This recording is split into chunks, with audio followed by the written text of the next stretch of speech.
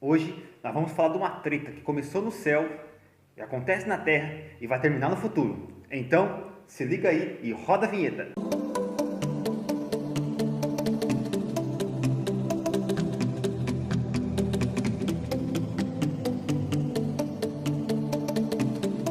E aí, cristão gente boa, tudo bem com vocês? Eu sou o Maicon Nascimento, sejam muito bem-vindos a mais um comentário da lição da Escola Sabatina. Lembrando vocês, antes de mais nada, já peço para você aí, por favor, dá um curtir e você também se inscreva no canal para que você possa estar sempre recebendo os nossos vídeos, beleza? E não se esqueça de compartilhar com seus amigos e também deixe nos comentários ali a sua opinião, as suas sugestões, beleza? Para que essas sugestões possam também se tornar vídeos no futuro, tá ok? Então, bora lá! Os capítulos 12 a 14 do livro do Apocalipse nos preparam para a sessão dos últimos dias. Enquanto o capítulo 1 ao capítulo 11 é uma sessão mais histórica, agora o capítulo 12 até o capítulo 22 é uma sessão mais profética, em que mostra a batalha do bem contra o mal de maneira mais acirrada. Este capítulo nos revela o desenrolar da história do grande conflito do bem contra o mal, desde seu início até nossos dias hoje. E também, este capítulo nos mostra que Satanás é um inimigo derrotado e ele não vencerá. Outro detalhe importante é que este capítulo nos mostra que o inimigo de Deus está agindo e nós devemos estar ao lado de Cristo para sermos vitoriosos. O capítulo 12 começa com uma visão bem interessante. Diz assim: viu-se grande sinal no céu, a saber, uma mulher vestida do sol, com lua debaixo dos pés e uma coroa de 12 estrelas na cabeça, que, achando-se grávida, grita com dores de parto, sofrendo um tormento para dar à luz.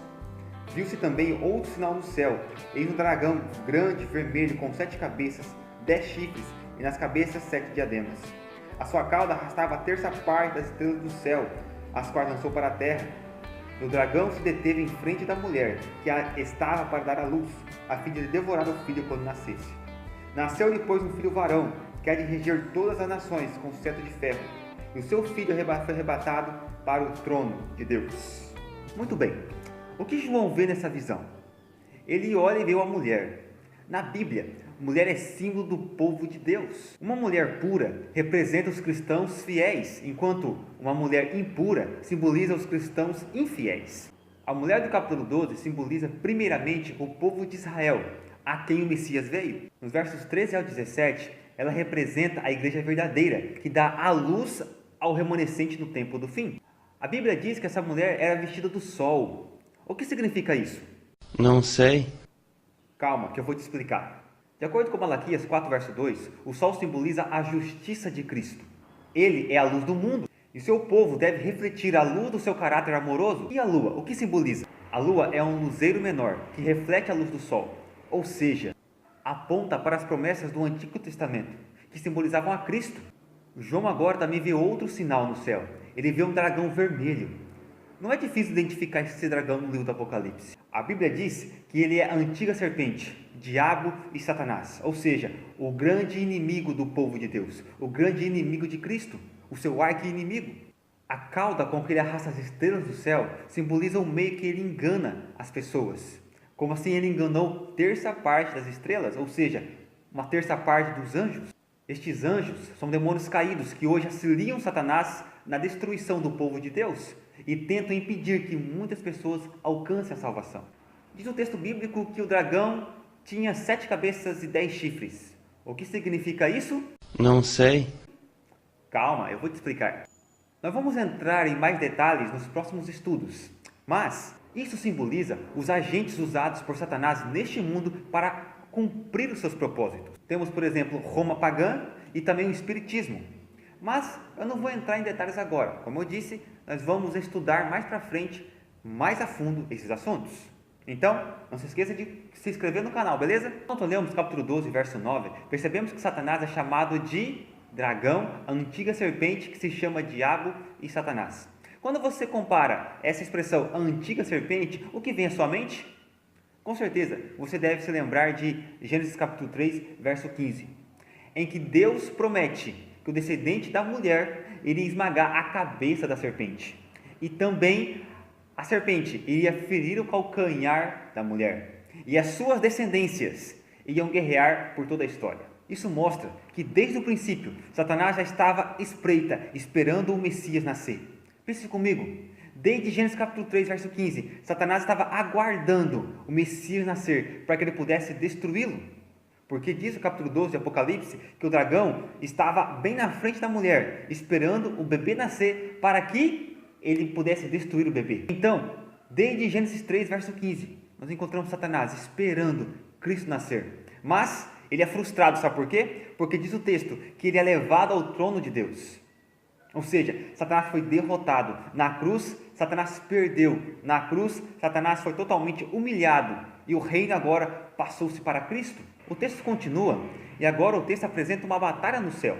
Apocalipse 12, versos 7 a 9. Lemos assim: Houve peleja no céu. Miguel e seus anjos pelejaram contra o dragão. Também pelejaram o dragão e seus anjos. Todavia, não prevaleceram, nem mais se achou no céu o lugar deles. E foi expulso o grande dragão, a antiga serpente que se chama Diabo e Satanás, o sedutor de todo mundo. Sim, foi atirado para a terra e com ele os seus anjos. Satanás foi expulso do céu no início do grande conflito, quando ele se rebelou contra Deus. Ele queria tomar posse do trono e ser semelhante ao Altíssimo, conforme está escrito em Isaías 14, verso 12. O inimigo de Deus, então, permaneceu em aberta rebelião contra o seu Criador, mas ele foi derrotado e exilado na terra. Satanás, então, através da mentira e do engano, ele usurpa este planeta das mãos de Adão e Eva. E como governante autoproclamado dessa terra, ele se acha no direito de nos representar diante de Deus. Mas, com a morte de Cristo na cruz do Calvário, Satanás não podia mais ir a outros planetas ou ir nos lugares celestiais. Agora, ele estava confinado a esta terra. Com a morte de Cristo e sua ascensão ao céu, o domínio agora passa de Satanás para Cristo.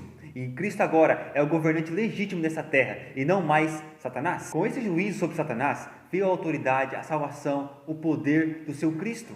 Satanás foi expulso dos lugares celestiais. Agora ele está confinado à terra e sabe que pouco tempo lhe resta. Embora ele saiba que pouco tempo lhe resta, ele está fazendo tudo para causar dor e sofrimento, principalmente aos filhos de Deus. Este capítulo apresenta de maneira cronológica um pouco da história do grande conflito. Começa lá com o povo de Israel dando a luz ao Messias. Satanás estava sempre à espreita. Então o Messias é levado às alturas, porque o Messias ele morre e ele então é levado a Deus. Satanás fica frustrado. Então há uma batalha no céu. Uma batalha em que Satanás é expulso e não mais tem autoridade sobre a terra, nem mais tem autoridade sobre os seres humanos. Ele não é mais a autoridade do planeta. Satanás foi expulso dos lugares celestiais. Ele não é mais o acusador dos nossos irmãos. Então, ele é tirado à terra e neste momento ele decide fazer algo contra os filhos de Deus.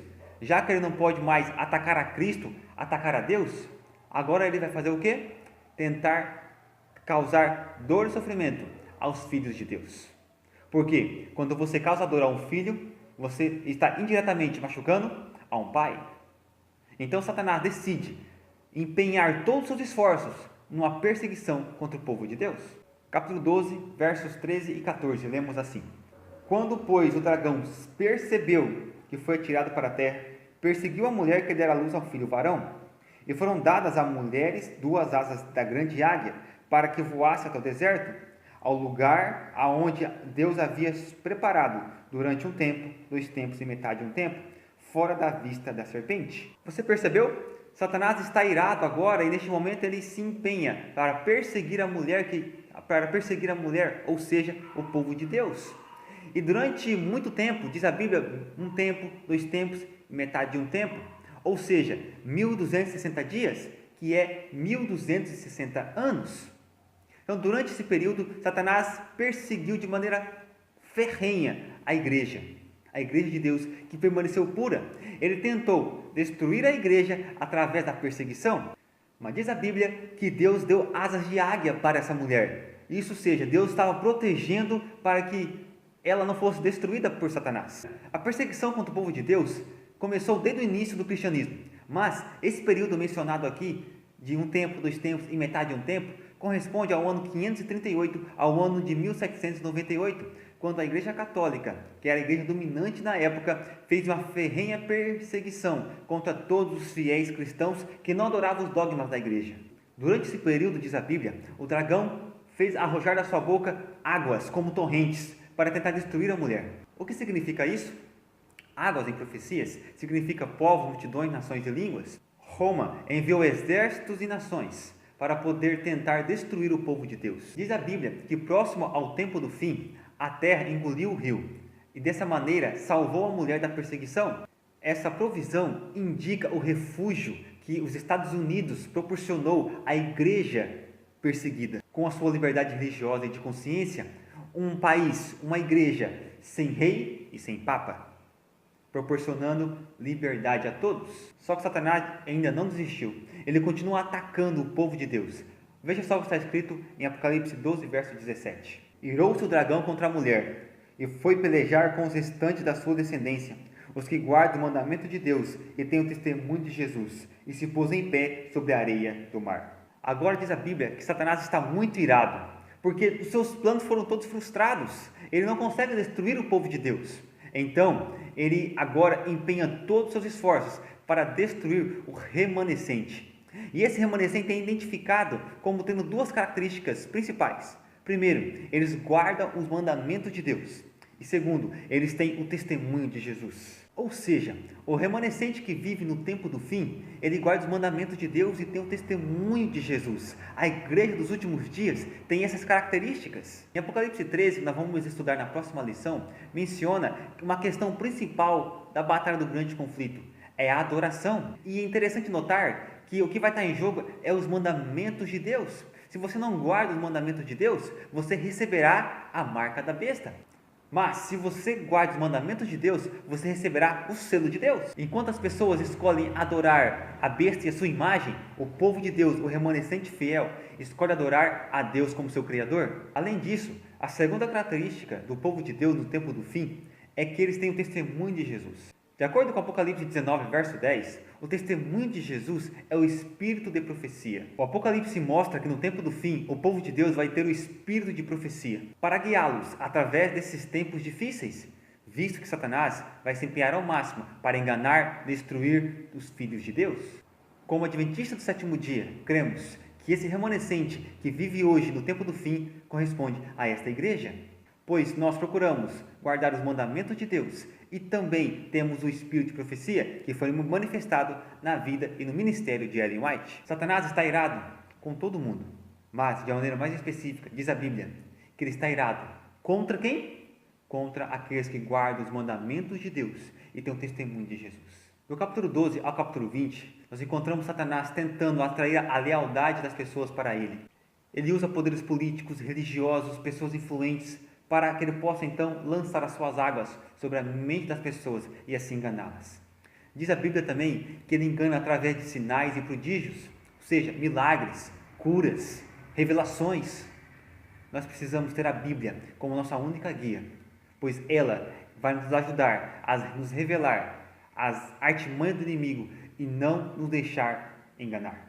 Então, meu amigo e minha amiga, se você quer se ver livre das artimanhas do inimigo, se você não quer ser enganado nesses últimos dias, você precisa conhecer a palavra de Deus.